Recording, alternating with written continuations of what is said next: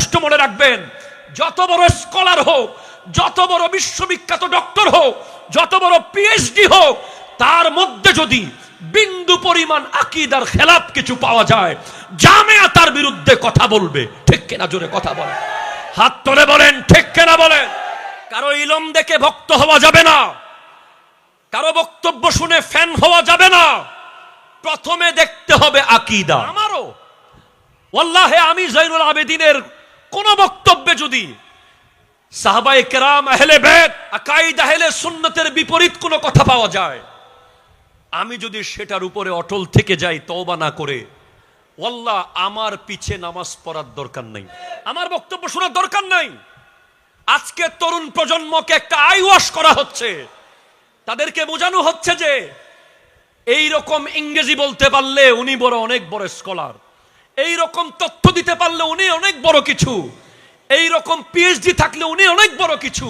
না, আমাদের মাপকাঠি পিএইচডি নয়, আমাদের মাপকাঠি হাজার হাজার কিতাবের লেখক নয়, আমাদের মাপকাঠি বক্তব্য নয়, আমাদের মাপকাঠি কোনো বিশ্ববিদ্যালয় নয়, আমাদের মাপকাঠি হলো আহলে সুন্নাত ওয়াল জামাতের আকীদার মধ্যে যে থাকবে, সে যদি রাস্তার সুইপার হয় তাকে আমরা মাথার তাজ বানিয়ে রাখবো। ঠিক কিনা? সৈয়দ আহমদ শাহ সিরিকুটি রহমতুল্লাহ আলাইহি, যিনি একজন হাফেজ, যিনি একজন আলেম, যিনি আওলাদে রাসূল, যার শরীরে ইমাম হুসাইনের রক্ত, যিনি বিশ্ববিখ্যাত ব্যবসায়ী ছিলেন, উনি চাইলে বলতে পারতেন জামিয়া কি বুনিয়াদ মসলকে সিরিকুটি পর দেয়া যা রাহা হ্যায়, কিন্তু বলেন নাই।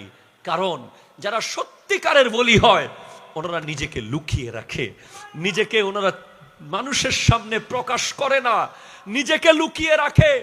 আজ কত বড় মনের ওলি হলে ওই ভারতের বেরেলির আহমদ রেজা খান ফাজিলে বেরলবীর মসলকের উপরে জামিয়া বানিয়েছেন। বাংলাদেশে বহু মাদ্রাসা ছিল, সর্বপ্রথম সুন্নিয়া নাম মাদ্রাসার নামের ভিতরে ঢুকেছে জামিয়াতে।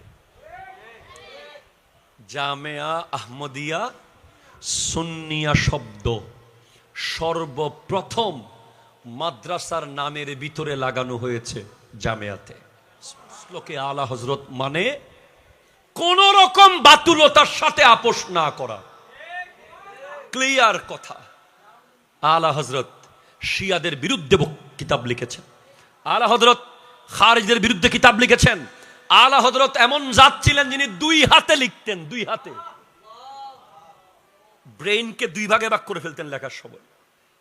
আপনি যদি লেখেন আপনার ব্রেইনের ফোকাস থাকবে কলমের দিকে, একদিকে।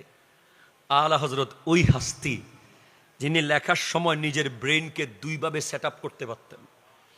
এক হাতে লিখতেন সুন্নিয়তের পক্ষে, আর এক হাতে লিখতেন বাতিলের বিরুদ্ধে। যিনি মাত্র 8 ঘন্টায় প্রায় 185 পৃষ্ঠার কিতাব লিখে দিয়েছেন মক্কার কাবাগরের সামনে বসে। উনি যখন হজে গেছেন, ওনাকে আরবের আলেমরা অ্যারেস্ট করেছেন, বলে আপনি তো বেদাতি, আপনি শিরিক করেন। বলে কিভাবে? বলে আপনি নবীর ইলমে গায়েবকে মানেন। তো উনি বলছেন অবশ্যই মানি, গায়েব আছে তাই মানি। বলে আপনি প্রমাণ দেন। বলে আমি তো এখানে হেরামের কাপড় পরে হজ করতে আসছি, এখানে তো আমি কিতাব নিয়ে আসি নাই লাইব্রেরি থেকে। আপনারা যদি বলেন আমি কিতাব লিখে দিতে পারি বসে। বলে ঠিক আছে লিখে দেন। মাত্র 8 ঘন্টা লিখেছেন, 185-র উপরে পৃষ্ঠা হয়েছে আদ-দাওলাতুল মাক্কিয়া বিল মাদ্দাতিল গায়বিয়া। এমন ভাবে ইলমে গায়েবের দলিল দিয়েছেন, আরবের বড় বড় আলেমরা হয়রান হয়ে গেছে।